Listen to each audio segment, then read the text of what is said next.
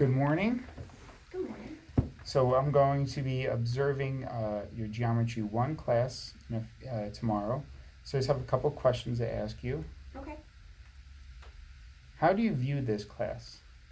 This class is a mix of different level type of learners. I have high achieving freshmen, and I also have some lower achieving juniors in the same class. So I do have a few 504s in this class as well, which means that they have to have specific modifications. But overall, the class behavior wise, once they're in the classroom and everything is set, they have a routine they follow, they get into their routine, then they're good to go for the day. Great. How are the qualities and the characteristics of the class? Uh, the class is a hard working class. There are a few students who need the extra push, but the class itself is, I do a more, uh, what's it called, hands-on approach for my learning versus lecture, and that seems to benefit my kids, and especially in geometry, which is a visual class. Are there any cultural or learning differences between the students? Mostly just the difference of achievement level. Having a freshman in a geometry course means that they're higher advanced, and having a junior in a geometry course means that they are proceeding at a slower pace than the average. Do you have any tricks or anything you've learned to help with that situation?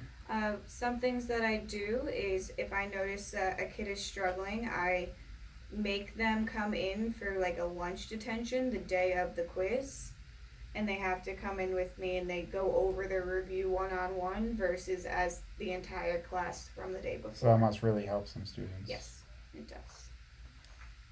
Does this particular lesson fit into your broader framework?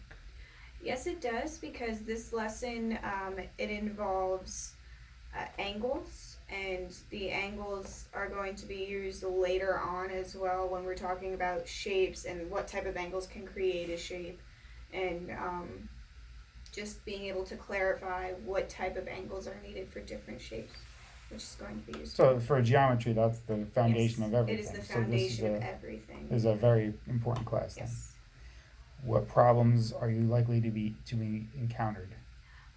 One of my biggest problems is because it's the last period of the day on a Friday, they tend to be a little more rowdy, a little more excited to go home.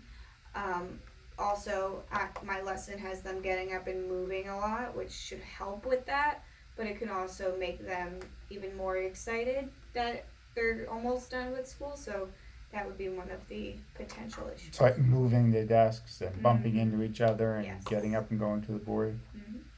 And what other data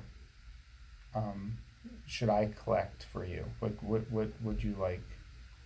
I'd like if you could figure out if you see something from a student perspective that maybe I don't see, like if you see a student who seems to not be as included in their group work, and maybe I think they're doing their part and maybe they're not, if you can look at that to make sure that every kid is actually participating when we're doing the group part. And you have a do now and an exit.